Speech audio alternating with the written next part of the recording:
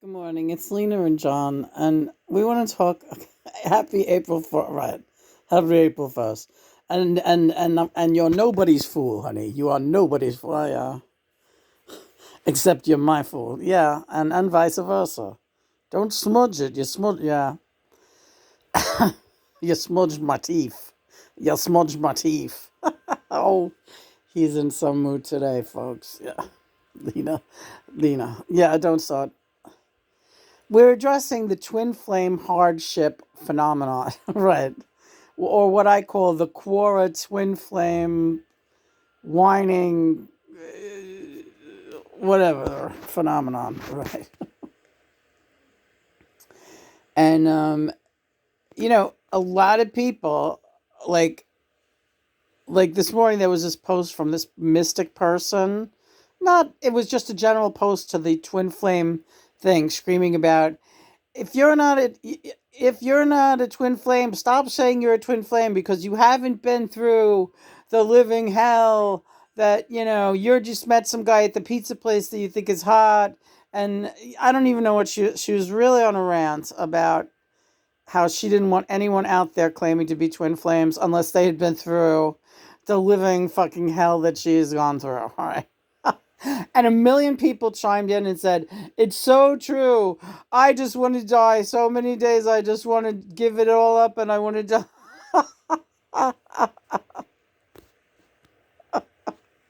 And I said to John, "I must be completely insane because if are these people like what is this?" Because I never really felt like I wanted to die. I mean, I've been enjoying this is a trip with you for the last 12 years, and God willing, there will be many more, right? Going on our 13th year of this nonsense. I mean, really, I feel the same way. But then I said to Lena, maybe it's been harder for you than you know. And you just put up with all this because it's me, Big John, Big John Lennon, right? Maybe you just, because of my celebritydom, it's more exciting and fun for you than it is for the, let's say, average twin flame. Do you think there's a possibility there? I said, it's an interesting juxtaposition. I don't know that word. I'm trying to educate you, my darling Rita. Yeah, educating Rita. That's me. That's what he does. He helps my vocabulary. Oh no. Ooh, that looks pretty. Look at these. He helps my vocabulary a lot. Oh, you're smudging me. You know that. Listen, smudge face. So what's up?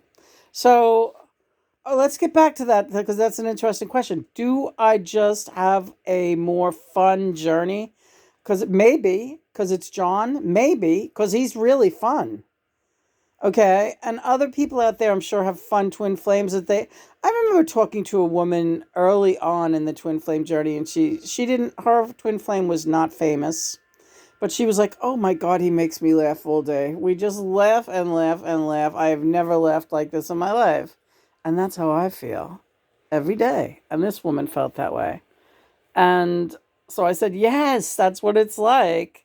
This person gets all your jokes and says the craziest and does the craziest things, and everything they do makes you love them more. And so I think it's just like a bonus that you happen to have been John Lennon, because it's kind of a trip to watch how people react to you. But also, the fact that you've been John Lennon is also annoying as fuck, right?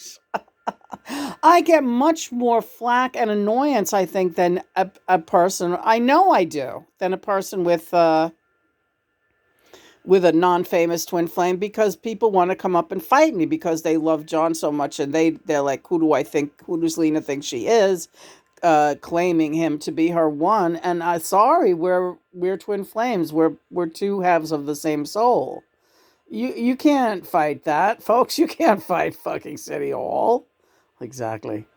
I really do want to more in with increased density on this topic. Yes, but I'm so hot for you, right? All right, I'm so hot for you right now.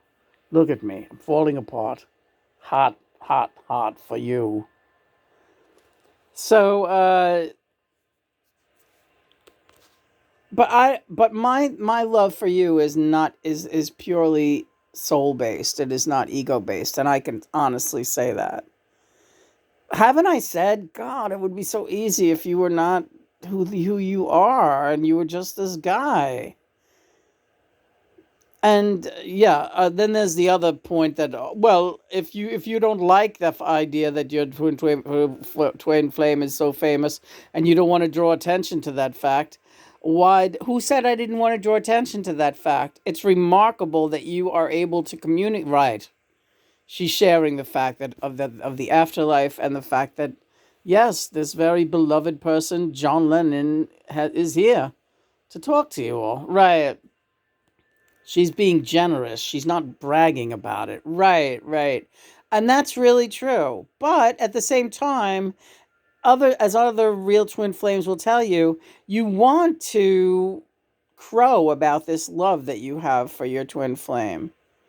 So it makes it awkward for me, because my crowing about the love I feel for my twin flame John comes off to some people as being like a braggart about the fact that I'm with John Lennon.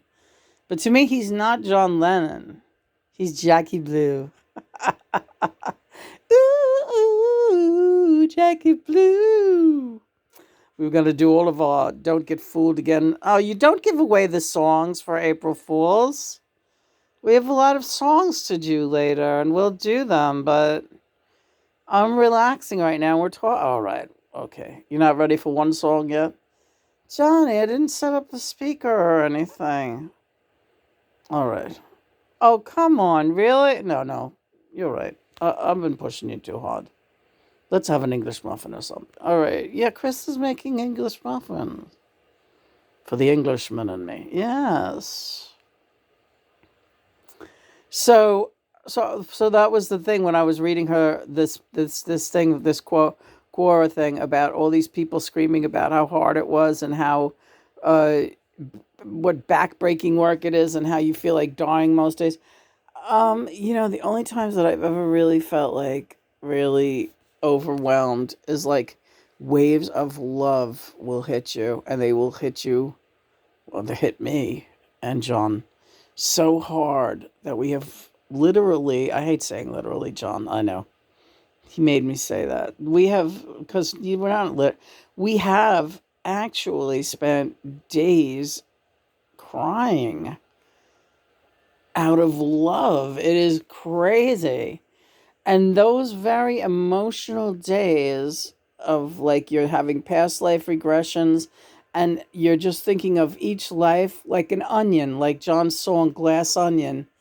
Each life brings its emotional baggage with it, and you're reliving it all, and you're just realizing how much you love this other part of your soul and your other half, and you're just crying and crying because you cannot believe the immensity of the love that God has given you for each other and for yourself, and how much God loves you, that he wants you to experience this kind of love. That is the hardest part. And it's not hard, it's beautiful, but it's taxing on the body, to cry that much. Is this correct, John? Yes, absolutely true. While it's taxing, it's also very cleansing. So it's something that you feel should be happening, and is right. It's the proper way to respond to the intensity of this love that you're feeling. And that can feel like pain. Love and pain, they often feel very similar. But thankfully, this is not an unrequited love. This is a reciprocated love, which in itself makes you feel like it's hard to fathom how much of it is there for you. And it's all God's grace. And should I go on? I could listen to you talk all day. You have the most gorgeous hands.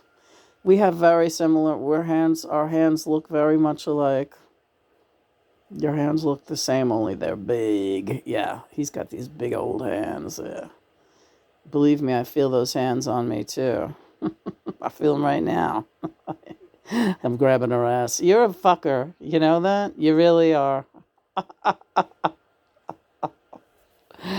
So what songs we got? I don't know. Well, you know what we did. We picked them out last night. All the songs for April Fool's Day. So listen. So what else is the plan today? Nothing. We wanted to talk about the twin flame journey and how, and it's different for everyone. So we don't expect everyone to have the same views as us, but we do sometimes sit and not laugh at other people's heartache, but it's like, my God, we've never, thankfully, like Lena, you've never felt like killing you. No. But we do say, like, oh my God, somebody kill me. I'm too much in love. I can't take it. You're killing me, right? And that's something different, and that's something real. It is real. Israel. It's like Israel. Oh, wow. Easter. Yeah. So Easter is on the horizon. And we're still observing Lent. And, oh, God. Do I have to say Mercury retrograde? It's still happening and will be for the next 6 days. So not a lot is really expected except to wrap up loose ends and to, like we said yesterday, ride the gravitron. Accept the fact that you're in God's hands, and just much the way Jesus did when he knew that the end was coming and that they were going to be crucifying Jesus. He had to put it all in God's hands. And this is that time. We're living in that time right now. This is the anniversary of that energy. So every time of year, the week leading up to the Easter holidays, and, it isn't a week or two. It's late this year. It's like mid-April, but still. We do feel this exhaustion. I do feel the crucifixion pains. Yeah, we feel those. Me and John both feel them in our hands, our arms, our shoulders, our feet, everything. Where the nails went in, everything. It's a form of spiritual stigmata that manifests itself physically in us, and we become exhausted. We become saddened. There are dark nights of the soul, thinking of impending death and the darkness, and praying that God is going to help us. And yeah, this is part of what we are. As part of the spiritual fabric of the passion of the Christ. The passion.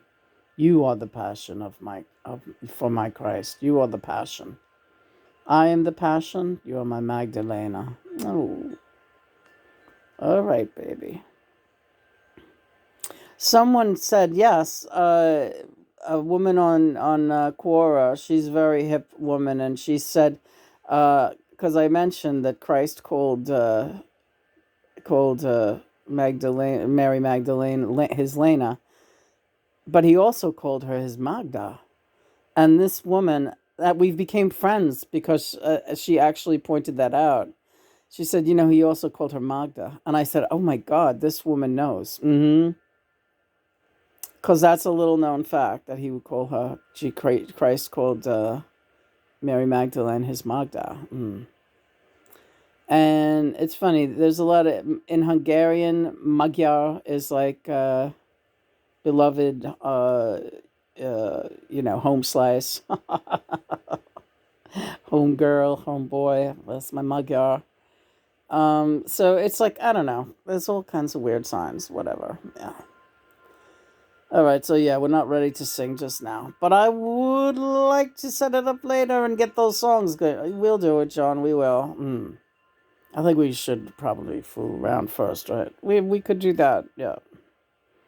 Have some breakfast. Yes, honey. He's so excited. He loves April 1st. Why do you love April? Because I'm crazy. I'm crazy. Do a radio reading for me anyway. All right.